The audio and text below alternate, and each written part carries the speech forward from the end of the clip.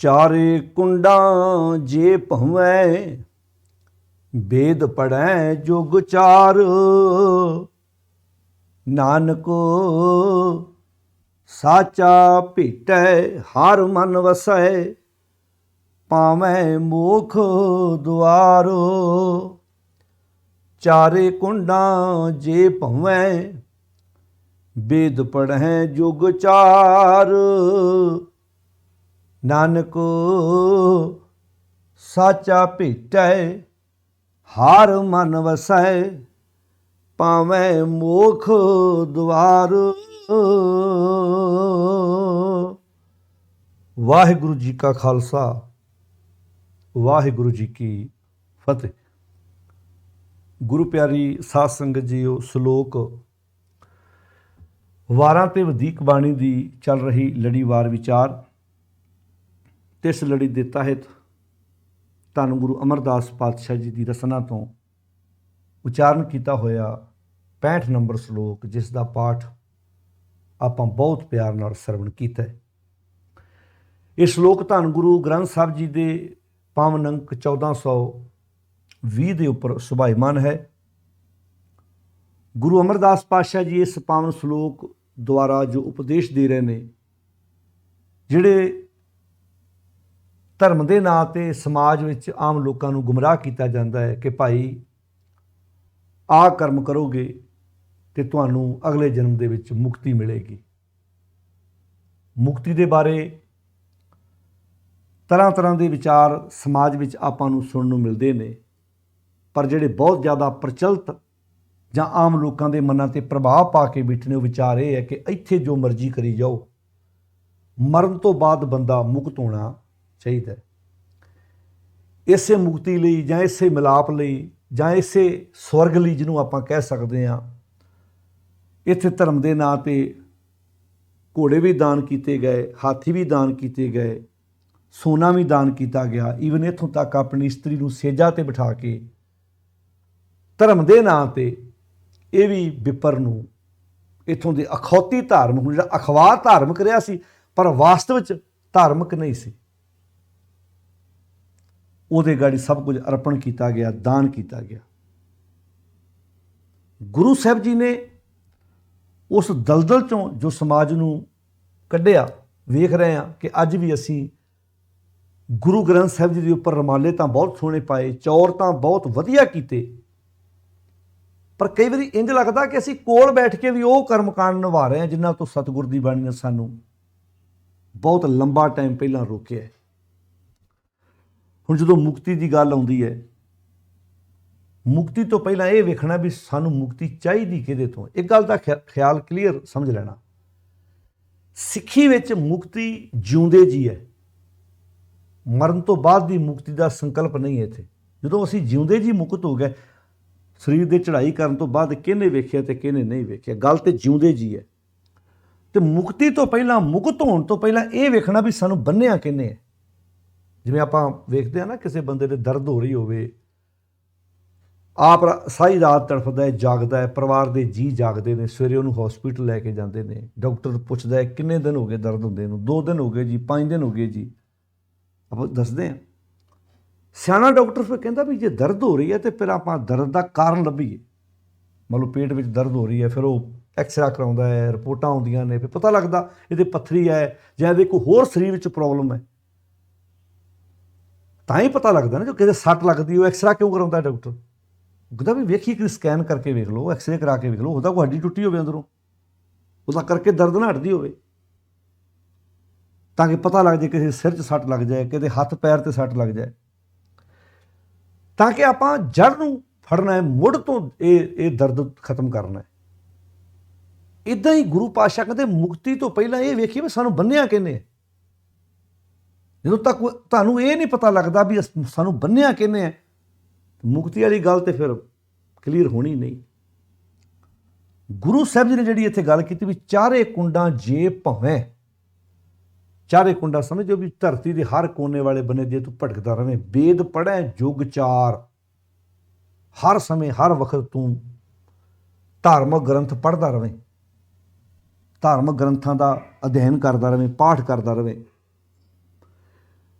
ਗ੍ਰਸਤ ਪਰਿਵਾਰ ਨੂੰ, ਜਿਵੇਂ ਪਿਛਲਾ ਸ਼ਲੋਕ ਸੀ, ਜੋਗ ਨਾ ਭਗਵੀਂ ਕੱਪੜੀ ਜੋਗ ਨਾ ਮੈਲੇ ਵੇਸ, ਗ੍ਰਸਤ ਪਰਿਵਾਰ ਨੂੰ ਛੱਡ ਕੇ ਗ੍ਰਸਤ ਦੀਆਂ ਜ਼ਿੰਮੇਵਾਰੀਆਂ ਤੋਂ ਭਗੌੜਾ ਹੋ ਕੇ ਜੇ ਤੂੰ ਸਾਰੀ ਧਰਤੀ ਦਾ ਭਰਮਣ ਵੀ ਕਰ ਲਵੇਂ ਤੇ ਧਾਰਮਿਕ ਗ੍ਰੰਥਾਂ ਦਾ ਰਟਨ ਪਾਠ ਅਭਿਆਸ ਕਰੀ ਜਾਵੇਂ, ਇੱਕ ਗੱਲ ਦਾ ਖਿਆਲ ਆਪਣੀ ਜ਼ਿੰਦਗੀ ਵਿੱਚ ਰੱਖ ਲਈ, ਨਾਨਕ ਸਾਚਾ ਭੇਟੈ ਹਰ ਮਨ ਵਸੈ। ਹੇ ਨਾਨਕ, ਜਦੋਂ ਤੱਕ ਤੈਨੂੰ ਸੱਚਾ ਨਹੀਂ ਨਾ ਮਿਲਦਾ, ਤੇਰੀ ਜ਼ਿੰਦਗੀ 'ਚ ਗੁਰੂ ਨਹੀਂ ਆਉਂਦਾ, ਤੇਰੀ ਜ਼ਿੰਦਗੀ 'ਚ ਸੱਚ ਨਹੀਂ ਆਉਂਦਾ, ਉਦੋਂ ਤੱਕ ਤੂੰ ਮੋਖ ਮੁਕਤੀ ਪ੍ਰਾਪਤ ਨਹੀਂ ਕਰ। ਭਾਵੇਂ ਮੋਖ ਦੁਆਰ ਦਾ ਅਰਥ ਹੈ ਉਦੋਂ ਹੀ ਤੂੰ ਵਿਕਾਰਾਂ ਤੋਂ ਖਲਾਸੀ ਪਾ ਸਕਦਾ ਹੈ, ਜਦੋਂ ਤੇਰੀ ਜ਼ਿੰਦਗੀ 'ਚ ਗੁਰੂ ਆਏਗਾ।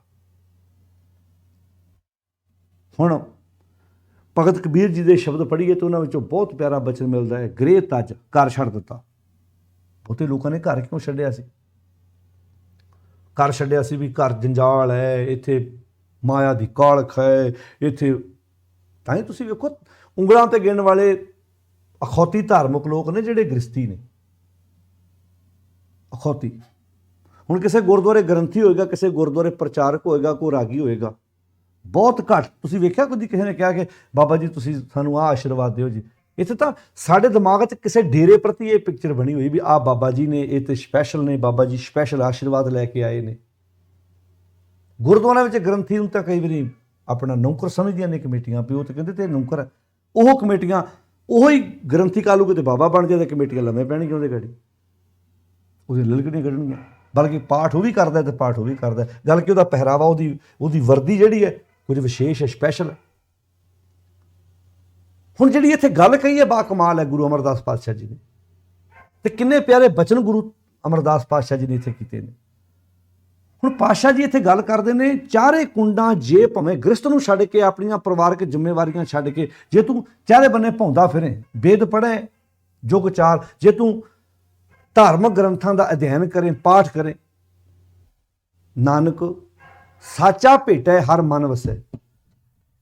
ਨਾਨਕ ਸਾਚਾ ਭੇਟੈ ਹਰ ਮਨ ਵਸੈ ਭਾਵੇਂ ਮੁਖ ਦੁਆਰ। ਹੇ ਨਾਨਕ, ਜਦੋਂ ਤੱਕ ਤੈਨੂੰ ਸੱਚਾ ਨਹੀਂ ਮਿਲਦਾ, ਤੇਰੀ ਜ਼ਿੰਦਗੀ 'ਚ ਸੱਚਾ ਗੁਰੂ ਨਹੀਂ ਆਉਂਦਾ, ਤੇਰੀ ਜ਼ਿੰਦਗੀ 'ਚ ਗੁਰੂ ਦੀ ਵਿਚਾਰ ਨਹੀਂ ਆਉਂਦੀ, ਤੂੰ ਮੋਖ ਦੁਆਰ ਨਹੀਂ ਪ੍ਰਾਪਤ ਕਰਦਾ, ਭਾਵ ਤੂੰ ਵਿਕਾਰਾਂ ਤੋਂ ਮੁਕਤ ਨਹੀਂ ਹੋ ਸਕਦਾ। ਹੁਣ ਇੱਥੇ ਗੱਲ ਜਿਹੜੀ ਕੀਤੀ ਗੁਰੂ ਸਾਹਿਬ ਜੀ ਨੇ ਉਹ ਬਾ ਕਮਾਲ ਹੈ ਕਿ ਮੁਕਤੀ ਤੋਂ ਪਹਿਲਾਂ ਇਹ ਸਮਝ ਕੇ ਤੈਨੂੰ ਬੰਨਿਆ ਕਹਿੰਦੇ, ਕਾਮ ਕ੍ਰੋਧ ਲੋਭ ਮੋਹ ਮਨ ਲੀਨਾ ਬੰਧਨ ਕਾਟ। ਆਏ ਕਾਮ ਕ੍ਰੋਧ ਲੋਭ ਮੋਹ ਮਨ ਲੀਨਾ, ਮਨ ਇਹਨਾਂ 'ਚ ਲੀਨ ਹੋਇਆ ਪਿਆ ਹੈ। ਬੰਧਨ ਕਾਟ ਮੁਕਤ ਗੁਰ ਕੀਨਾ, ਇਹਨਾਂ ਬੰਧਨਾਂ ਨੂੰ ਕੱਟਣ ਤੋਂ ਬਿਨਾਂ ਤੂੰ ਮੁਕਤ ਨਹੀਂ ਹੋ ਸਕਦਾ। ਗੁਰੂ ਦਾ ਇਹ ਰੋਲ ਹੈ, ਗੁਰੂ ਇਹ ਹੈ ਮਾਰਗ ਜਿਹੜਾ ਅਸੀਂ ਭੁੱਲ ਚੁੱਕੇ ਸੀ। ਭੂਲੇ ਮਾਰਗ ਜਿਹਨੇ ਬਤਾਇਆ, ਐਸਾ ਗੁਰਵਟ ਭਾਗੀ ਪਾਇਆ।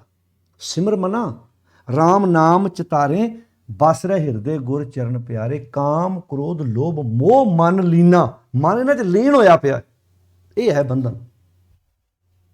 ਇਹਨਾਂ ਤੋਂ ਮੁਕਤੀ, ਤੂੰ ਭਟਕਦਾ ਫਿਰ ਚਾਰੇ ਬੰਨੇ। ਗ੍ਰਹਿ ਤਜ ਬਨਖੰਡ ਜਾਈਏ, ਘਰ ਛੱਡ ਦਿੱਤਾ, ਬਨਖੰਡ ਜੰਗਲ ਚਲਾ ਗਿਆ, ਚੁਣ ਖਾਈਏ ਕੰਦਾ, ਉਸ ਜਾ ਕੇ ਕੰਦ ਮੂਲ ਖਾਣ ਲੱਗ ਪਿਆ, ਦਰਖਤਾਂ ਦੇ ਪੱਤੇ ਖਾਣ ਲੱਗ ਪਿਆ। ਕਿਤੇ ਅਜੋ ਵਿਕਾਰ ਨਾ ਛੋੜਈ, ਪਾਪੀ ਮਨ ਮੰਦਾ। ਮਨ ਤੇ ਅਜੇ ਵੀ ਵਿਕਾਰ ਨਹੀਂ ਛੱਡ ਰਿਹਾ, ਕਿਉਂਕਿ ਕਈਆਂ ਨੇ ਸੋਚਿਆ ਖੁਰਾਕ ਦਾ ਸੰਬੰਧ ਮਨ ਨਾਲ ਹੈ। ਨਾ ਨਾ ਨਾ ਨਾ, ਇੱਕ ਗੱਲ ਦਾ ਕਲੀਅਰ ਸੁਣਾ, ਸਰੀਰ ਦੀ ਖੁਰਾਕ ਹੋ ਰਿਹਾ, ਮਨ ਦੀ ਖੁਰਾਕ ਹੋ ਰਿਹਾ। ਸਰੀਰ ਦੀ ਖੁਰਾਕ ਪਾਣੀ ਵੀ ਪੀ ਲਿਆ, ਸੁੱਕੇ ਪੱਤੇ ਵੀ ਖਾ ਕੇ ਵੇਖ ਲਏ, ਬਿਲਕੁਲ ਭਾਰੀ ਖੁਰਾਕ ਛੱਡ ਕੇ ਵੇਖ ਲਈ, ਪਰ ਅਜੋ ਵਿਕਾਰ ਨਾ ਛੋੜਈ, ਪਾਪੀ ਮਨ ਮੰਦਾ। ਪਾਪੀ ਮਨ ਅਜੇ ਵੀ ਵਿਕਾਰ ਛੱਡਣ ਨੂੰ ਤਿਆਰ ਨਹੀਂ, ਕਿਉਂਕਿ ਮਨ ਦੀ ਖੁਰਾਕ ਤੇ ਹੋਰ ਸੀ, ਤਨ ਦੀ ਖੁਰਾਕ ਹੋਰ ਹੈ। ਜਦੋਂ ਅਸੀਂ ਦੋਵੇਂ ਖੁਰਾਕਾਂ ਮਿਕਸ ਕਰ ਦਿੰਦੇ ਹਾਂ, ਇੱਥੇ ਗੜਬੜ ਹੁੰਦੀ ਹੈ। ਹੁਣ ਸਰਦਾਰ ਹਰੀ ਸਿੰਘ ਨਲੂ ਉਹਨਾਂ ਦੀਆਂ ਖੁਰਾਕਾਂ ਕਿੱਡੀਆਂ ਸੀ, ਸਾਰਿਆਂ ਨੂੰ ਪਤਾ, ਕਿੱਡੀਆਂ ਭਾਰੀਆਂ ਖੁਰਾਕਾਂ ਸੀ, ਪਰ ਮਨ 'ਚ ਵਿਕਾਰ ਨਹੀਂ। ਬਾਬਾ ਬੰਦਾ ਸਿੰਘ ਬਹਾਦਰ ਦੀਆਂ ਗੱਲਾਂ ਕਰ ਲਈਏ, ਪੁਰਾਤਨ ਸਿੱਖਾਂ ਦੀਆਂ ਗੱਲਾਂ ਕਰ ਲਈਏ ਆਪਾਂ, ਚੰਗੀਆਂ ਖੁਰਾਕਾਂ ਹੋਣ ਦੇ ਬਾਵਜੂਦ ਵੀ ਮਨ ਵਿਕਾਰੀ ਨਹੀਂ ਸੀ। ਅੱਜ ਇੱਥੇ ਦੁੱਧ ਪੀਣੇ ਸਾਧਵੀ ਬਲਾਤਕਾਰਾਂ ਦੇ ਕੇਸ ਚੱਲ ਰਹੇ ਨੇ ਉਹਨਾਂ ਦੇ ਉੱਤੇ, ਜਿਹੜੇ ਸਾਰੀ ਜ਼ਿੰਦਗੀ ਪਿਓਰ ਵੈਜੀਟੇਰੀਅਨ ਹੋਣ ਦਾ ਨਾਟਕ ਕਰਦੇ ਨੇ ਸਮਾਜ ਦੇ ਸਾਹਮਣੇ। ਤਨ ਦੀ ਖੁਰਾਕ ਹੋਰ ਹੈ, ਮਨ ਦੀ ਖੁਰਾਕ ਹੋਰ ਹੈ। ਇਹ ਦੋਵਾਂ ਗੱਲਾਂ ਨੂੰ ਅਸੀਂ ਮਿਕਸ ਕਰ ਰਹੇ ਹਾਂ, ਰਲ ਗੱਡ ਕਰ ਰਹੇ ਹਾਂ। ਹੁਣ ਇਹਦੇ ਗ੍ਰਹਿ ਤਜ ਬਨਖੰਡ ਜਾਈਏ, ਚੁਣ ਖਾਈਏ ਕੰਦਾ, ਅਜੋ ਵਿਕਾਰ ਨਾ ਛੋੜਈ, ਪਾਪੀ ਮਨ ਮੰਦਾ। ਅਜੇ ਵੀ ਵਿਕਾਰ ਛੱਡਣ ਨੂੰ ਤਿਆਰ ਨਹੀਂ ਇਹ ਪਾਪੀ ਮਨ, ਅਜੇ ਵੀ ਛੱਡਣ ਨੂੰ ਤਿਆਰ ਨਹੀਂ ਇਹ ਪਾਪੀ ਮਨ। ਅਜੋ ਵਿਕਾਰ ਨਾ ਛੋੜੇ, ਪਾਪੀ ਮਨ ਮੰਦਾ। ਅਸੀਂ ਦੋਵੇਂ ਚੀਜ਼ਾਂ ਮਿਕਸ ਕਰ ਦਿੱਤੀਆਂ। ਅਸੀਂ ਤਨ ਦੀ ਖੁਰਾਕ ਅਤੇ ਮਨ ਦੀ ਖੁਰਾਕ ਇਕੱਠੀ ਕਰ ਦਿੱਤੀ ਹੈ, ਬਲਕਿ ਇਕੱਠੀ ਨਹੀਂ ਸੀ, ਇਹ ਅਲੱਗ-ਅਲੱਗ ਹੈ। ਤਨ ਦੀ ਖੁਰਾਕ ਹੋਰ ਹੈ। ਤਨ ਦੀ ਖੁਰਾਕ ਜੋ ਤੁਸੀਂ ਖਾਂਦੇ ਹੋ, ਰੋਟੀ ਪਾਣੀ ਚਾਹ ਜੋ ਵੀ ਤੁਸੀਂ ਪ੍ਰਸ਼ਾਦ ਪਾਣੀ ਛਕਦੇ ਹੋ, ਅਤੇ ਮਨ ਦੀ ਖੁਰਾਕ ਤੁਹਾਡੀ ਜੋ ਤੁਸੀਂ ਪੜ੍ਹਦੇ ਹੋ, ਜੋ ਤੁਸੀਂ ਸੁਣਦੇ ਹੋ। ਹੁਣ ਜੇ ਤੁਸੀਂ ਚੰਗੀ ਵਿਚਾਰ ਪੜ੍ਹੀਏ ਤਾਂ ਤੁਹਾਡੇ ਮਨ ਦੀ ਖੁਰਾਕ ਚੰਗੀ ਹੈ। ਜੇ ਤੁਸੀਂ ਮਾੜੇ ਖਿਆਲ ਸੁਣੇ ਪੜ੍ਹੇ ਨੇ ਤੁਹਾਡੇ ਮਨ ਦੀ ਖੁਰਾਕ ਮਾੜੀ ਹੈ। ਇਸ ਬੰਨੇ ਸਾਡਾ ਧਿਆਨ ਨਹੀਂ, ਇਸ ਬੰਨੇ ਅਸੀਂ ਸੋਚਿਆ ਨਾ, ਅਸੀਂ ਇਸ ਬੰਨੇ ਤੁਰਨ ਨੂੰ ਤਿਆਰ ਹਾਂ। ਹੁਣ ਜਦੋਂ ਦੋਵੇਂ ਚੀਜ਼ਾਂ ਇਕੱਠੀਆਂ ਹੋ ਗਈਆਂ, ਇੱਥੋਂ ਨੁਕਸਾਨ ਪੈਦਾ ਹੋ ਰਿਹਾ। ਅੱਜ ਸਾਡੇ ਸਮਾਜ ਵਿੱਚ ਇਹ ਬਹੁਤ ਵੱਡੀ ਸਮੱਸਿਆ ਹੈ।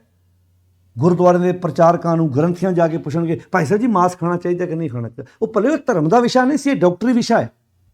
ਇਹ ਡਾਕਟਰ ਨੂੰ ਪੁੱਛੋ। ਜਿਵੇਂ ਤੁਸੀਂ ਕੋਈ ਖੰਡ ਛੱਡ ਕੇ ਬੈਠਾ ਹੈ ਵੀ ਇਹਦੀ ਸ਼ੂਗਰ ਬਹੁਤ ਹਾਈ ਰਹਿੰਦੀ ਹੈ, ਇਹ ਡਾਕਟਰ ਨੂੰ ਪੁੱਛ ਕੇ। ਇਹ ਧਰਮ ਦਾ ਵਿਸ਼ਾ ਨਹੀਂ ਹੈ। ਨਾ ਨਾ ਨਾ ਨਾ, ਇਹਨੂੰ ਤੁਸੀਂ ਰਲਗੜ ਨਾ ਕਰੋ ਇਹਨੂੰ, ਕਿਉਂਕਿ ਜਿੱਤੇ ਜਾਣੇ ਆਣ ਕੇ ਜੀਆਂ ਬਾਜ ਨਾ ਕੋਏ। ਪਹਿਲਾਂ ਪਾਣੀ ਜਿਉ ਹੈ ਜਿੱਤ ਹਰਿਆ ਸਭ ਕੋਏ। ਹੱਕ ਪਰਾਇਆ ਨਾਨਕਾ ਉਹ ਸੂਰਸ ਗਾਏ, ਗੁਰਪੀਰ ਹਾਮਾ ਤਾਂ ਪਰੇ ਜਾਂ ਮੁਰਦਾਰ ਨਾ ਖਾਏ। ਕਦੀ ਠੱਗੀ ਮਾਰ ਲੱਗਿਆ ਪੁੱਛਿਆ ਕਿਸੇ ਗੁਰਦੁਆਰੇ ਦੇ ਭਾਈ ਨੂੰ? ਪਹਿਲੀ ਧੀ ਦਾ ਜਨਮ ਹੈ, ਦੂਜੀ ਵੀ ਮਾਤਾ ਦੇ ਗਰਭ 'ਚ ਧੀ ਹੈ। ਕਦੀ ਉਹਦਾ ਕਤਲ ਕਰਾਉਣ ਲੱਗਿਆ, ਡਾਕਟਰ ਕੋਲੋਂ ਉਹਨੂੰ ਮਰਵਾਉਣ ਲੱਗਿਆ, ਭਰੂਣ ਹੱਤਿਆ ਕਰਾਉਣ ਲੱਗਿਆ, ਕਿਸੇ ਗੁਰਦੁਆਰੇ ਭਾਈ ਕੋਲੋਂ ਸਲਾਹ ਲਈ? ਉਹ ਤਾਂ ਸਗੋਂ ਖੁਦ ਬਾਬਿਆਂ ਨੇ ਡਾਕਟਰਾਂ ਨਾਲ ਸੰਧੀਆਂ ਕਰਕੇ ਪਤਾ ਨਹੀਂ ਕਿੰਨੀਆਂ ਧੀਆਂ ਮਾਤਾ ਦੇ ਗਰਭ 'ਚ ਮਰਵਾਈਆਂ। ਹਰਿਆਣੇ ਦਾ ਹੈਗਾ ਸੀ ਨਾ ਕਿ ਸਾਧ, ਉਹ ਤਾਂ ਡਾਕਟਰ ਦੀ ਸਮੇਂ ਨਾਲ ਜ਼ਮੀਰ ਜਾਗ ਗਈ ਅਤੇ ਉਹਨੇ ਤੌਬਾ ਕੀਤੀ ਉਸ ਗੁਨਾਹ ਤੋਂ। ਨਹੀਂ ਤਾਂ ਪਤਾ ਨਹੀਂ ਕਿੰਨੀਆਂ ਧੀਆਂ, ਜਿਹੜਾ ਬਾਬਾ ਆਸ਼ੀਰਵਾਦ ਦਿੰਦਾ ਸੀ ਕਿ ਮੇਰੇ ਆਸ਼ੀਰਵਾਦ ਨਾਲ ਲੜਕੇ ਹੁੰਦੇ ਨੇ, ਤਾਂ ਉਹ ਡਾਕਟਰ ਨਾਲ ਸੰਧੀ ਸੀ ਵੀ ਟੈਸਟ ਕਰਨਾ, ਜੇ ਲੜਕੀ ਹੋਈ ਤਾਂ ਮਾਰਦੀ, ਲੜਕਾ ਹੋਇਆ ਤਾਂ ਰੱਖ ਲਈ, ਨਾ ਪਊਗਾ ਬਾਬਾ ਜੀ ਦੇ ਆਸ਼ੀਰਵਾਦ ਨਾਲ ਲੜਕਾ ਹੋਇਆ। ਉਹ ਤਾਂ ਬਾਬੇ ਦੀ ਉਹ ਸਮਾਂ ਪਾ ਕੇ ਡਾਕਟਰ ਦੀ ਜ਼ਮੀਰ ਜਾਗੀ। ਹਰਿਆਣੇ ਦਾ ਪੁੱਗਿਆ ਹੋਇਆ ਸਾਧ, ਮੰਨਿਆ ਪ੍ਰਮੰਨਿਆ ਸਾਧ, ਪਤਾ ਸਾਰਿਆਂ ਨੂੰ ਕਿਹੜਾ ਹੈ। ਅਤੇ ਸਾਰੀ ਜ਼ਿੰਦਗੀ ਉਹ ਸਾਧ ਇੱਦਾਂ ਸੁਣਾਉਂਦਾ ਰਿਹਾ ਲੋਕਾਂ ਨੂੰ ਨੌਨ ਵੈਜ ਬਾਰੇ ਕਹਾਣੀ। ਆਪ ਸਭ ਤੋਂ ਵੱਡਾ ਪਾਪੀ ਨਿਕਲਿਆ। ਸੋਚ ਕੇ ਵੇਖਿਆ ਕਦੀ ਅਸੀਂ ਕਿ ਆ ਨਿਹੰਗ ਜਥੇਬੰਦੀਆਂ ਜਿਹੜੀਆਂ ਸ਼ਰੇਆਮ ਝਟਕਾ ਖੜਦੀਆਂ, ਇਹਨਾਂ ਨੂੰ ਆਪਣੀ ਕੌਮ 'ਚੋਂ ਬਾਹਰ ਕੱਢ ਦਿਓਗੇ ਤੁਸੀਂ? ਦੁੱਖ ਉਦੋਂ ਹੁੰਦਾ, ਉਦੋਂ ਅਫਸੋਸ ਹੁੰਦਾ ਹੈ ਕਿ ਇਹਨਾਂ ਦੀ ਖੁਰਾਕ ਦੇ ਵਿੱਚ ਇੱਕ ਨਹੀਂ ਹੈ। ਮਾਫ਼ ਕਰਨਾ, ਅਖੰਡ ਕੀਰਤਨੀ ਜੱਥਾ, ਟਕਸਾਲੀ, ਇਹ ਨੌਨ ਵੈਜ ਦੇ ਵਰਖਲਾਫ ਨੇ, ਪਰ ਨਿਹੰਗਾਂ ਨਾਲ ਜੱਫੀਆਂ ਫਿਰ ਵੀ ਪੈ ਜਾਂਦੀਆਂ। ਕਦੀ ਉਹਨਾਂ ਨੂੰ ਕਿਹਾ ਤੁਸੀਂ ਨੌਨ ਵੈਜ ਕਿਉਂ ਖਾਂਦੇ ਜੀ? ਕਦੀ ਪੁੱਛਿਆ ਉਹਨਾਂ ਨੂੰ, ਸਵਾਲ ਕੀਤਾ? ਪਤਾ ਅਗਲਾ ਸਰੀਰ ਕਿਰਪਾਨ ਲੈ ਕੇ ਮਗਰ ਤੁਰ ਪੈਣਾ। ਐਵੇਂ ਮਾੜੇ ਮੋਟੇ ਪ੍ਰਚਾਰ ਦੇ ਮਗਰ ਕਿਰਪਾਨ ਲੈ ਕੇ ਤੁਰ ਪੈਣਾ। ਦੁਆ ਕਰਦਾ ਜੀ, ਦੁਆ ਉੱਧਰ ਨੂੰ ਕਿਉਂ ਨਹੀਂ? ਵੱਡੇ ਵੱਡੇ ਮਗਰਮੱਛਾਂ ਵੱਲ ਕਿਉਂ ਨਹੀਂ ਮੂੰਹ ਕਰਦੇ ਤੁਸੀਂ ਬਈ? ਇਹ ਸਵਾਲ ਆ ਮੇਰਾ। ਇਹ ਧਰਮ ਦਾ ਵਿਸ਼ਾ ਨਹੀਂ ਸੀ, ਬਣਾ ਦਿੱਤਾ ਗਿਆ। ਨਸ਼ਿਆਂ ਤੋਂ ਗੁਰਮਤ ਰੋਕਦੀ ਹੈ। ਨਸ਼ਿਆਂ ਤੋਂ ਤੇ ਗੁਰਮਤ ਨਹੀਂ, ਹਰ ਇੱਕ ਮਜ਼ਹਬ ਰੋਕਦਾ। ਨਾਲੇ ਤੁਸੀਂ ਕਿਸੇ ਡਾਕਟਰ ਨੂੰ ਪੁੱਛ ਕੇ ਵੇਖੋ, ਨਸ਼ਾ ਤੇ ਨਸ਼ਾ ਹੀ ਹੈ, ਤੁਹਾਡੇ ਸਰੀਰ ਨੂੰ ਡੈਮੇਜ ਕਰਦਾ ਹੈ। ਪਰ ਇਸ ਚੀਜ਼ ਦਾ ਤੇ ਮੈਂ ਤਾਂ 2007-8 ਦੀਆਂ ਗੱਲਾਂ ਨੇ, ਬੰਗਲਾ ਸਾਹਿਬ ਤੋਂ ਗੱਲ ਕਲੀਅਰ ਕੀਤੀ। ਅੱਜ ਤੋਂ 12-13 ਸਾਲ ਪਹਿਲਾਂ ਮੈਨੂੰ ਪਤਾ ਮੈਨੂੰ ਕਿੰਨਾ ਵਿਰੋਧ ਦਾ ਸਾਹਮਣਾ ਕਰਨਾ ਪਿਆ ਸੀ ਜਦੋਂ ਮੈਂ ਬੋਲਿਆ ਸੀ ਕਿ ਕਦੀ ਚੂਹੇ ਮਾਰ ਲੱਗਿਆ ਖੇਤਾਂ 'ਚ ਕਿਸੇ ਨੂੰ ਪੁੱਛਿਆ? ਮੱਛਰ ਮਾਰ ਲੱਗਿਆ ਕਦੀ ਪੁੱਛਿਆ? ਹੈਗੇ ਤੇ ਉਹ ਵੀ ਜੀਵ ਨੇ। ਤੁਹਾਨੂੰ ਕਿਹਨੇ ਅਥਾਰਟੀ ਦਿੱਤੀ ਹੈ ਤੁਸੀਂ ਸੁਸਰੀ ਮਾਰੋ, ਕਣਕ ਨੂੰ ਪਿਆ ਤੇਲਾ ਮਾਰੋ? ਜਿਹੜਾ ਬੰਦਾ ਇਹ ਕਹਿੰਦਾ ਜੀਵ ਹੱਤਿਆ ਮੈਂ ਜ਼ਿੰਦਗੀ 'ਚ ਕੀਤੀ ਨਹੀਂ, ਗੁੱਸਾ ਨਾ ਮਨਾਇਓ, ਉਹ ਬੰਦਾ ਜਿਉਂਦਾ ਵੀ ਨਹੀਂ ਰਹਿ ਸਕਦਾ। ਜੀਵ ਹੱਤਿਆ ਤੋਂ ਬਿਨਾਂ ਤੁਸੀਂ ਜਿਉਂਦੇ ਨਹੀਂ ਰਹਿ ਸਕਦੇ। ਦਹੀਂ ਨਹੀਂ ਖਾਂਦੇ, ਸਵਾਸ ਨਹੀਂ ਲੈਂਦੇ। ਇਸੇ ਵਹਿਮ ਨੇ ਇਸ ਦੇਸ਼ ਵਿੱਚ ਜੈਨੀ ਮੂੰਹ ਤੇ ਕੱਪੜਾ ਬੰਨ੍ਹ ਕੇ ਤੁਰਦੇ ਨੇ ਵੀ ਮੂੰਹ 'ਚੋਂ ਸਵਾਸ ਲਵਾਂਗੇ, ਸਾਡੇ ਮੂੰਹ 'ਚੋਂ ਕਿਰਮ ਬਾਹਰ ਨਿਕਲ ਕੇ ਮਰ ਜਾਣਗੇ। ਉਹ ਪਾਖਾਨਾ ਵੀ ਫੋਲ ਦਿੰਦੇ ਨੇ, ਕਈ ਦਿਨ ਨਹਾਉਂਦੇ ਨਹੀਂ।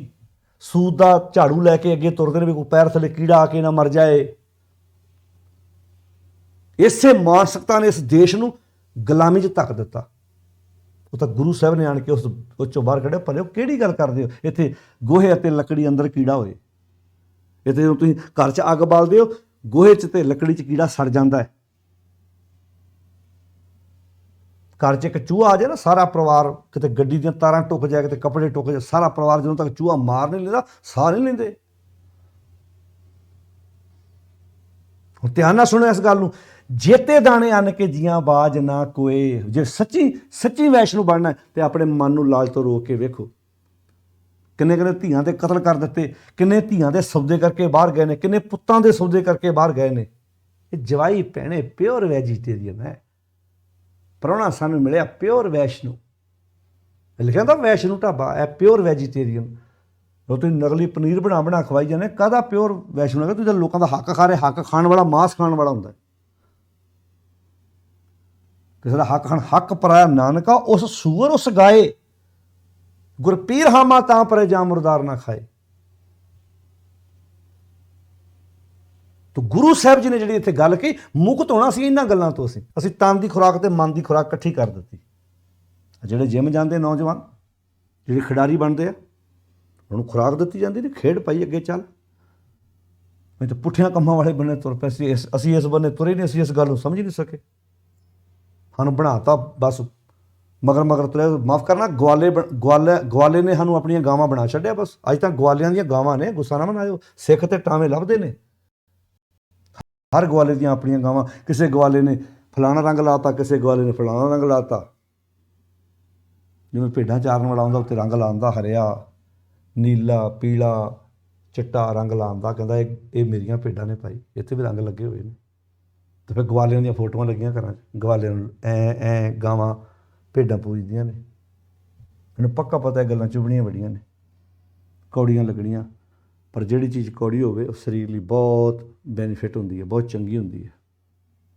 ਕਈ ਵਾਰੀ ਕੌੜੀਆਂ ਚੀਜ਼ਾਂ ਤੁਸੀਂ ਵੇਖੋ ਨਾ, ਜਿਹੜੀ ਚੀਜ਼ ਜਿੰਨੀ ਟੇਸਟ ਹੋਏਗੀ ਉਨੀ ਸਰੀਰ ਨੁਕਸਾਨ। ਜਦੋਂ ਆਪਾਂ ਰੈਸਟੋਰੈਂਟ 'ਚ ਖਾਣਾ ਖਾਣ ਜਾਂਦੇ, ਲੱਗਦੀ ਸਵਾਦ ਹੈ ਪਰ ਸਰੀਰ ਲਈ ਮਾੜੀ ਹੁੰਦੀ ਹੈ। ਪਰ ਕਈ ਵਾਰੀ ਘਰ 'ਚ ਕੋਈ ਚੀਜ਼ ਆਪਾਂ ਖਾਂਦੇ ਹਾਂ, ਬਣਾਈ ਜਾਂਦੀ ਹੈ, ਪਰ ਲੱਗਦੀ ਬੇਸਵਾਦੀ। ਹੁਣ ਜਿਹਨੂੰ ਸੈਲਡ ਖਾਣ ਦੀ ਆਦਤ ਨਹੀਂ ਹੈ, ਕਿ ਹਰੀਆਂ ਸਬਜ਼ੀਆਂ ਖਾਣ ਦੀ ਆਦਤ ਨਹੀਂ, ਉਬਲੀਆਂ ਹੋਈਆਂ ਸਬਜ਼ੀਆਂ ਖਾਣ ਦੀ ਆਦਤ ਨਹੀਂ ਹੈ, ਜਦੋਂ ਜਿਮ ਜਾਂਦੇ ਨੇ ਨੌਜਵਾਨ ਸਰੀਰ ਸਹੀ ਕਰਨ ਵਾਸਤੇ, ਉਹ ਪਹਿਲਾਂ ਸਵਾਦ ਨਹੀਂ ਲੱਗਦੀਆਂ, ਪਰ ਕਹਿੰਦਾ ਹੈ ਤੇਰੇ ਸਰੀਰ ਲਈ ਵਧੀਆ ਇਹੋ ਹੀ ਅਸਲ 'ਚ।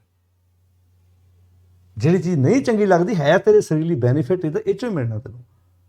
ਇੱਦਾਂ ਹੀ ਜਦੋਂ ਧਰਮ ਦੀ ਦੁਨੀਆ 'ਚ ਅਸੀਂ ਵੇਖਦੇ ਹਾਂ, ਤੇ ਭਾਈ ਗੁਰੂ ਦੀ ਵਿਚਾਰ ਜ਼ਿੰਦਗੀ ਦਾ ਆਧਾਰ ਬਣਾ ਕੇ ਵੇਖੋ। ਇਹਨੂੰ ਰਲਗੱਡ ਨਾ ਕਰੋ, ਰਲਗੱਡ ਨਾ ਕਰੋ, ਇਕੱਠੀ ਨਾ ਕਰੋ ਇਹਨੂੰ। ਤਨ ਦੀ ਖੁਰਾਕ ਅਲੱਗ ਹੈ, ਮਨ ਦੀ ਖੁਰਾਕ ਅਲੱਗ ਹੈ। ਤੋ ਫਿਰ ਗੱਲ ਨੂੰ ਸਮਝੋ। ਕਈ ਪੁੱਛਦੇ ਨੇ ਸਾਨੂੰ ਆਣ ਕੇ, ਮੈਂ ਕਿਹਾ ਠੱਗੀਆਂ ਮਾਰ ਲੱਗਿਆ, ਬੇਈਮਾਨੀਆਂ ਕਰ ਲੱਗਿਆ। ਭਾਈ ਕਿਸੇ ਨੂੰ ਪੁੱਛਦੇ, ਧੱਕੇ ਨਾਲ ਸਾਨੂੰ ਆਣ ਕੇ ਸਵਾਲ ਕਰਦੇ ਜੀ। ਤੋ ਖੈਰ, ਚਾਰੇ ਕੁੰਡਾ ਜੇ ਭਵੇਂ ਬੇਦ ਪੜ੍ਹੈ ਜੁਗ ਚਾਰ, ਨਾਨਕ ਸਾਚਾ ਭੇਟੇ ਹਰ ਮਨ ਵਸੈ ਪਾਵੇਂ ਮੂਖ ਦੁਆਰ। ਗ੍ਰਹਿ ਤਜ ਬਾਨਖੰਡ ਜਾਈਏ, ਚੁਣ ਖਾਈਏ ਕੰਦਕ ਦੇ, ਅਜੋ ਬੇਕਾਰ ਨਾ ਛੋੜੇ ਪਾਪੀ ਮਨ ਮੰਦਾ। ਕਿਉਂ ਛੂਟੂੰ ਮੈਂ ਕਿੱਦਾਂ ਛੁੱਟਾਂ ਕਿਹ ਤੋਂ, ਕਾਮ ਕ੍ਰੋਧ ਲੋਭ ਮੋਹ ਹੰਕਾਰ ਤੋਂ। ਕਿਉਂ ਛੂਟੂੰ ਕੈਸੇ ਤਰੂੰ, ਕਿੱਦਾਂ ਮੈਂ ਇਹ ਤੋਂ ਬਾਹਰ ਨਿਕਲ ਕੇ ਤਰਾਂ। ਕਿਉਂ ਛੂਟੋਂ ਕੈਸੇ ਤਰੂੰ, ਭਵ ਜਲ ਨਿੱਧ ਭਾਰੀ। ਇਹ ਭਵ ਜਲ ਨਿੱਧ ਭਾਰੀ, ਬਹੁਤ ਤਗੜਾ ਭਵ ਜਲ ਹੈ, ਇਹ ਚੋਂ ਨਿਕਲਣਾ ਬੜਾ ਔਖਾ ਹੈ। ਰਾਖ ਰਾਖ ਮੇਰੇ ਬੀਠਲਾ, ਰਾਖ ਰਾਖ ਮੇਰੀ ਬੀਠਲਾ। ਗੁਰਪੂਰੇ ਮੇਰੀ ਰਾਖ ਲਈ, ਆ ਹੈ ਰਾਖ ਲਈ, ਕਿਹੜੀ? ਮੇਰੀ ਇੱਜ਼ਤ ਰੱਖ ਲਈ। ਰਾਖ ਰਾਖ ਮੇਰੀ ਇੱਜ਼ਤ ਰੱਖ ਲੈ, ਕਿਉਂਕਿ ਵਕਾਰਾਂ ਦੇ ਹੱਥੀ ਖੇਡਣ ਲੱਗ ਪਿਆ ਤੇ ਇੱਜ਼ਤ ਚਲ ਜਾਣੀ ਹੈ ਨਾ। ਜੀ ਆਉਂਦੀ ਹੈ ਨਾ, ਆਸਾ ਰਾਮ ਦੀ ਗਈ, ਗੁਰਮੀਤ ਰਾਮ ਦੀ, ਉਸ ਠੀਕ ਹੈ। ਕਈ ਭੇਡਾਂ ਨਹੀਂ ਮੰਨਦੀਆਂ, ਪਰ ਬਹੁਤਿਆਂ ਨੂੰ ਪਤਾ ਲੱਗ ਗਿਆ ਨਾ ਵੀ ਉਹ ਗੱਲ ਨਹੀਂ ਹੈਗੀ। ਕਹਿੰਦੇ ਹੁੰਦਾ ਰਾਖ ਰਾਖ ਬਚਾ ਲਾ ਮੇਰੀ ਇੱਜ਼ਤ, ਰਾਖ ਰਾਖ ਮੇਰੇ ਬੀਠਲਾ ਜਨ ਸ਼ਰਨ ਤੁਮਾਰੀ। ਇਹ ਮੇਰੇ ਬੀਠਲ, ਮੇਰੇ ਸੱਚ ਜੀ, ਮੇਰੇ ਮਾਲਕ ਜੀ, ਮੇਰੇ ਵਾਹਿਗੁਰੂ ਜੀ, ਰੱਬ ਜੀ, ਮੈਂ ਤੇਰੀ ਸ਼ਰਨ ਆ, ਮੈਂ ਤੇਰੇ ਨਾਲ ਜੁੜਿਆ ਹੋਇਆ ਵਾਂ, ਮੈਂ ਅੰਤਰਾਤਮੇ ਤੇਰੇ ਨਾਲ ਜੁੜਿਆ ਹੋਇਆ। ਮੈਨੂੰ ਰੱਖ ਲਾ, ਮੇਰੇ ਕੋਲ ਉਹ ਕੰਮ ਨਾ ਕਰਾਈ ਜਿਹਦੇ ਨਾਲ ਮੇਰੀ ਬੇਇੱਜ਼ਤੀ ਹੋ ਜਾਏ। ਮੈਂ ਮੁਕਤੀ ਚਾਹੁੰਦਾ। ਵਿਖੇ ਵਿਖੇ ਕੀ ਬਾਸ਼ਨਾ, ਵੱਖਰੇ ਵੱਖਰੇ ਵਕਾਰਾਂ ਦੀਆਂ ਵਾਸ਼ਨਾਵਾਂ ਤਜੀ ਨਾ ਜਾਈ, ਛੱਡੀ ਨਹੀਂ ਜਾ ਰਹੀ ਮੇਰੇ ਕੋਲ। ਵਾਸ਼ਨਾਵਾਂ ਜਿਹੜੇ ਭਜਾਈ ਫਿਰਦੀਆਂ ਬੰਦੇ ਨੂੰ, ਵਾਸ਼ਨਾਵਾਂ ਕਿਤੇ ਦੀਆਂ ਕਿਤੇ ਲੈ ਜਾਂਦੀਆਂ ਨੇ। ਅਨਕ ਯਤਨ ਕਰ ਰੱਖੀਏ, ਫਿਰ ਲਿਪਟਾਈ। ਬੜੀ ਕੋਸ਼ਿਸ਼ ਕਰੀਦੀ ਹੈ, ਬੜਾ ਜੰਗ ਲੜੀਦੀ ਹੈ, ਪਰ ਫਿਰ ਬੰਦਾ ਬਾਰ ਬਾਰ ਇਹ 'ਚ ਲਿਪਟੀ ਜਾ ਰਿਹਾ, ਬਾਰ ਬਾਰ ਲਿਪਟੀ ਜਾ। ਅਨਕ ਯਤਨ ਕਰ ਰੱਖੀਏ, ਫਿਰ ਲਿਪਟਾਈ। ਜਰਾ ਜੀਵਨ ਜੋ ਬਨ ਗਿਆ, ਜਰਾ ਬੁਢੇਪਾ ਜਵਾਨੀ ਸਭ ਚਲਾ ਗਿਆ। ਕਿਛ ਕੀਆ ਨਾ ਨੀਕਾ, ਕੋਈ ਚੰਗਾ ਕੰਮ ਕੀਤਾ ਹੀ ਨਹੀਂ। ਇੱਕ ਵੀ ਇਹ ਵਕਾਰਾਂ ਤੋਂ ਬਾਹਰ ਜਾ ਕੇ ਕੋਈ ਚੰਗੀ ਸੋਚ ਨਹੀਂ, ਚੰਗਾ ਫੁਰਨਾ ਫੁਰਿਆ ਹੀ ਨਹੀਂ। ਇਹ ਜੀਅਰਾ ਨਰਮੋਲਕੋ, ਇਹ ਜੀਅਰਾ ਬੜਾ ਨਰਮੋਲਕ ਹੈ। ਕੌਡੀ ਲੱਗ ਮੀਕਾ, ਕੌਡੀਆਂ ਨਾਲ ਲਾ ਕੇ ਤੇ ਸਸਤਾ ਜਿਹਾ ਹੋ ਗਿਆ। ਐਵੇਂ ਸਸਤਾ ਭਾਈ ਵੇਖ ਗਿਆ, ਰਹਿਣ ਗਵਾਈ ਸੋਏ ਕੇ ਦਿਸ ਗਵਾਇਆ ਖਾਏ, ਹੀਰੇ ਜੈਸਾ ਜਨਮੇ ਕੌਡੀ ਬਦਲੇ ਜਾਏ। ਕੌਡੀ ਬਦਲੇ ਚਲਾ ਗਿਆ। ਯਾਨੀ ਕਿ ਇੰਨਾ ਸਸਤਾ ਹੋ ਗਿਆ। ਫਿਰ ਅਖੀਰ ਤੇ ਕਹਿੰਦੇ ਨੇ ਕਹੋ ਕਬੀਰ ਮੇਰੇ ਮਾਧਵਾ, ਕਹੋ ਕਬੀਰ ਮੇਰੇ ਮਾਧਵਾ ਤੂੰ ਸਰਬ ਵਿਆਪੀ। ਹੇ ਮੇਰੇ ਮਾਧਵ ਜੀ ਤੂੰ ਸਾਰਿਆਂ ਵਿੱਚ ਵਿਆਪਕ ਹੈ, ਸਰਬ ਵਿਆਪਕ ਹੈ। ਤੁਮ ਸਮਸਰ ਨਾ ਹੀ ਦਇਆਲ, ਮੋਏ ਸਮਸਰ ਪਾਪੀ। ਤੇਰੇ ਵਰਗਾ ਦਿਆਲੂ ਕੋਈ ਨਹੀਂ ਤੇ ਮੇਰੇ ਵਰਗਾ ਪਾਪੀ ਕੋਈ ਨਹੀਂ। ਹੁਣ ਇਹਦੇ ਵਿੱਚ ਮੰਗਿਆ ਕੀ? ਮੈਨੂੰ ਮੁਕਤ ਕਰੋ। ਕਿਹਦੇ ਤੋਂ? ਮੈਨੂੰ ਵਿਕਾਰਾਂ ਤੋਂ ਮੁਕਤ ਕਰੋ। ਕਿਉਂ ਛੂਟੂੰ ਕੈਸੇ ਤਰੋਂ ਭਵਜਲ ਨਿਧ ਭਾਰੀ, ਮੈਂ ਨਾ ਵਿਖੇ ਵਿਖੇ ਕੀ ਬਾਸ਼ਨਾ ਚੋਂ ਬਾਹਰ ਨਿਕਲ ਸਕਾਂ। ਧੰਨ ਗੁਰੂ ਨੌਵੇਂ ਪਾਤਸ਼ਾਹ ਮਹਾਰਾਜ ਜੀ ਨੇ ਕਿਹਾ ਜੇ ਮੁਕਤੀ ਚਾਹੁੰਦਾ ਤੇ ਆ ਦੋ ਕੰਮ ਕਰ ਲਾ, ਮਾਨ ਹੰਕਾਰ ਮੋਹ ਦੋਨੋਂ ਕੋ ਪਰਹਰ, ਗੋਬਿੰਦ ਕੇ ਗੁਣ ਗਾ। ਇੱਕ ਤੇ ਹੰਕਾਰ ਕਰਨਾ ਛੱਡ ਦੇ ਵੀ ਮੈਂ ਆ ਕੀਤਾ, ਮੈਂ ਆ ਕੀਤਾ, ਮੈਂ ਨਾ ਹੁੰਦੀ ਜਥੇਬੰਦੀ ਫੇਰ ਹੋ, ਮੈਂ ਨਾ ਹੁੰਦਾ ਟੱਬਰ ਦਾ ਹਾਲ ਹੋਣਾ ਸੀ, ਮੈਂ ਨਾ ਵਿਆਹੀ ਜਾਂਦੀ ਤੁਹਾਂ ਭੁੱਖੇ ਮਰਨਾ ਸੀ, ਮੈਂ ਨਾ ਤੈਨੂੰ ਵਿਆਹ ਕੇ ਲਿਆਉਂਦਾ ਤੈਨੂੰ ਕਿਹਨੇ ਖਾਣਾ ਨਹੀਂ ਸੀ। ਲੜਾਈਆਂ ਕਾਹਦੀਆਂ ਪਰਿਵਾਰਾਂ 'ਚ? ਜੇ ਤੇਰੇ ਨਾਲ ਮੈਂ ਨਾ ਵਿਆਹ ਕਰਾਉਂਦਾ ਤੇਰੇ ਨਾਲ ਕਿਸੇ ਨੇ ਨਹੀਂ ਸੀ ਕਰਾਉਣਾ, ਤੈਨੂੰ ਕਿਸੇ ਨੇ ਖਾਣਾ ਹੀ ਨਹੀਂ ਸੀ। ਉਹ ਅੱਗੇ ਆਉਂਦੀ ਜੇ ਮੈਂ ਤੁਹਾਡੇ ਘਰ ਨਾ ਆਉਂਦੀ ਤੁਹਾਂ ਭੁੱਖੇ ਮਰ ਜਾਣਾ ਸੀ। ਤੁਹਾਡੇ ਘਰ 'ਚ ਮੈਂ ਆਈ ਹਾਂ, ਤੁਹਾਡੇ ਘਰ 'ਚ ਲਹਿਰਾਂ ਬਹਿਰਾਂ ਚੱਲੀਆਂ ਨੇ। ਮੈਂ ਇਸ ਕੰਪਨੀ 'ਚ ਨਾ ਹੁੰਦਾ, ਮੈਂ ਇਸ ਜਥੇਬੰਦੀ 'ਚ ਨਾ ਹੁੰਦਾ, ਜਥੇਬੰਦੀ ਤੋਂ ਕਾਮਯਾਬ ਨਹੀਂ ਸੀ ਹੋਣੀ। ਮੈਂ ਆ ਨਾ ਕਰਦਾ ਤਾਂ ਇੰਜ ਨਹੀਂ ਸੀ ਹੋਣਾ।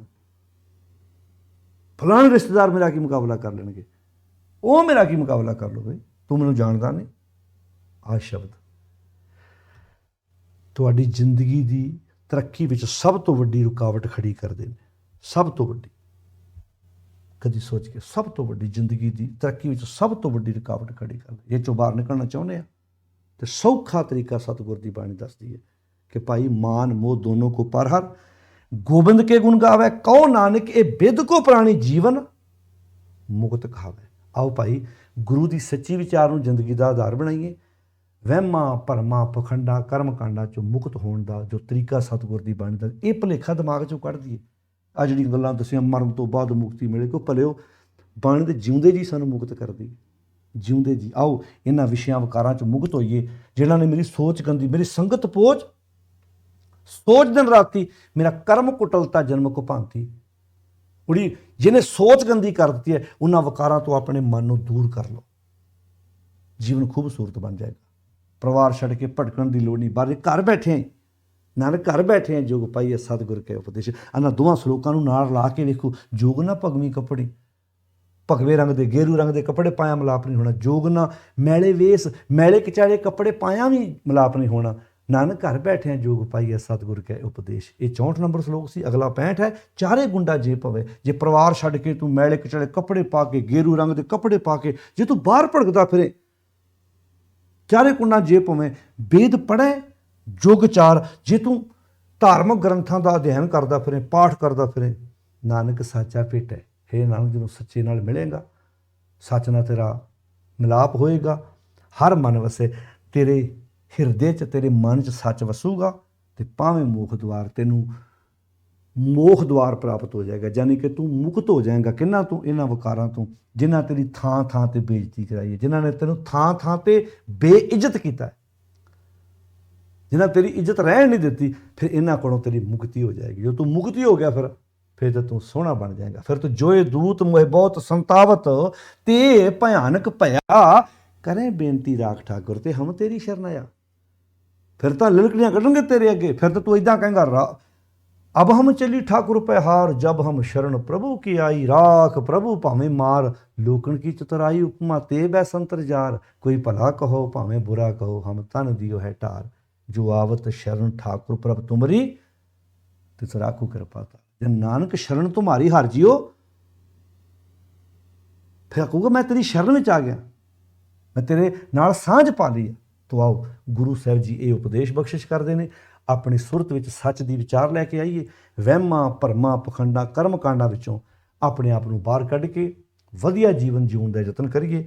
ये 65 नंबर श्लोक धन गुरु अमरदास सच्चे पातशाह जी की रसना तो उच्चारण किया होया 1420 नंबर अंक ते। साध संगत जी कोशिश करो, बार बार हर श्लोक की विचार तो बाद एक बेनती करी दी है, साढ़े ते ना रहो। आप कोशिश करो, भावें एक अंक रोज़ पढ़ो, 2 पढ़ो, सहज पाठ आप करो। अपने बच्चों को आदत पाओ, घरां 'च फतेह बुलाउण की आदत पाओ। ईमानदारी, सच्ची सुच्ची किरत।